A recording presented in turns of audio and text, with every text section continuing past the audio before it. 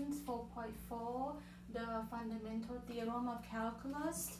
Alright, this theorem said that if you have a function f that is continuous on a closed interval a, b, and capital F is the antiderivative of f, then you can use this formula. Basically, you take an integral of a function, and if you have a lower bound and upper bound, you just substitute upper bound minus lower bound. Alright, so let's look at our example here.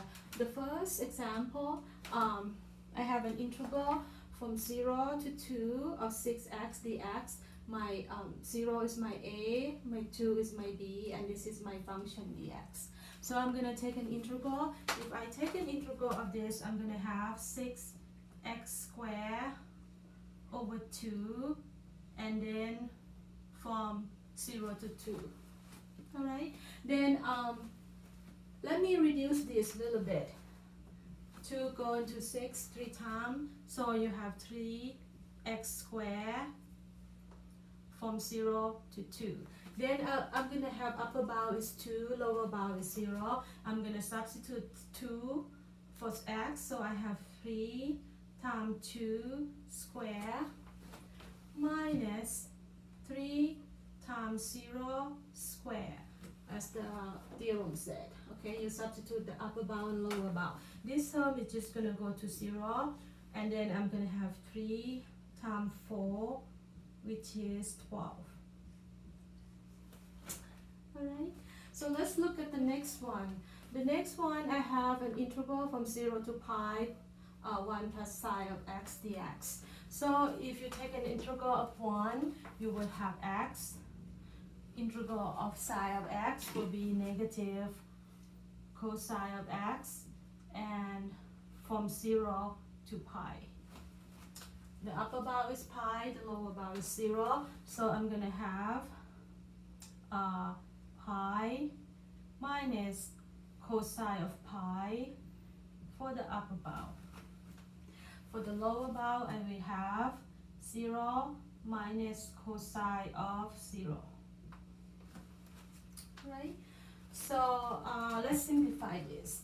So pi is just pi. Cosine of pi is negative 1, so I have positive 1 here, minus 0 minus cosine of 0. Cosine of 0 is 1.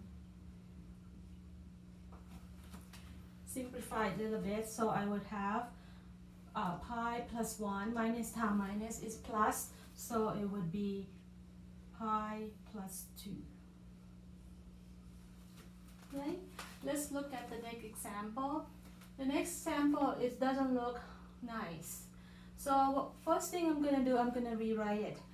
I have denominator 3, I'm going to take it out, side here. So 1/3, an integral from 0 to 1. My x, I leave it as x, minus square root of x, I'm going to rewrite it as exponential. So I'm going to have negative x to the 1/2 dx. It's represent the same thing, but it's easier, right? So I'm going to take an integral of these two terms. The first term is just going to be x squared over 2. The second term is going to be x. 1/2 plus 1 is 3 over 2. Divide by 3 over 2.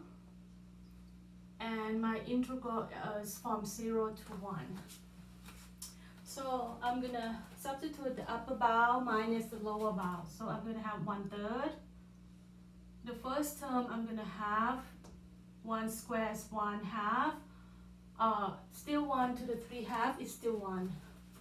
So minus, I'm going to reciprocal this, so it's going to be 2/3. Alright. The second term is going to be 0, because substitute 0 for x, you're going to have 0 here and 0 there. So that's all I have. Let me simplify this a little bit.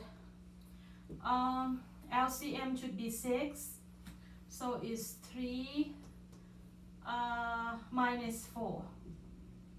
Right, LCM is 6, so it's 1/3 times negative 1/6, which is negative 1/18. Let's look at the next theorem.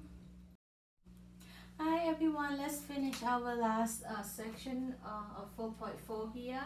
The first theorem here is called Theorem 410, the mean value theorem for integral. If f is continuous on a closed interval a, b, then there exists a number c in the closed interval a, b such that this formula satisfies. Alright, so let's look at the first example. The first example, they asked you to find the value of c guaranteed by this theorem. So my function is f of x is equal to x to the cube in the interval 0 to 3, including 0 and 3. So I'm going to substitute in this formula here. So an integral, my a is 0, my b is 3, my f of x is x to the cube dx, f of c, b minus a as the formula giving you here. Alright, if you take an integral of x to the cube, you have x to the 4th over 4 from 0 to 3. F of c, if you plug in c for x, you have x to the cube. My b is 3, my a is 0. If you solve this, you get 3c to the cube. And from the left hand side, 3 to the 4th is 81, so 81 over 4 minus, if you put 0 in here, you just get 0. So solve for c is approximately 1.8899. Now let's look at the next example. This example, they want you to find the average value of a function. I don't have room to write a definition, but to find the average value of a function, you use this formula. So let's see, we're going to follow the formula.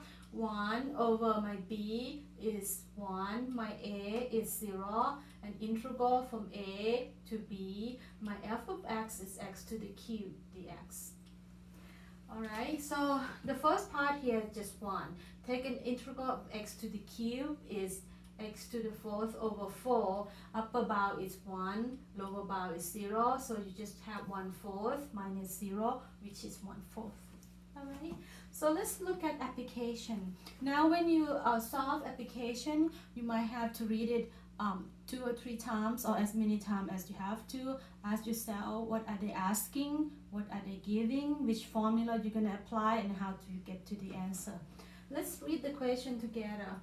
The chemical flow into the storage tank at the rate of 180 plus 3t liter per minute.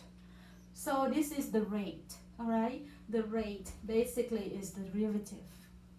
And the time interval is between 0 to 60 minutes. Now this is what they given. This is what they give it to you.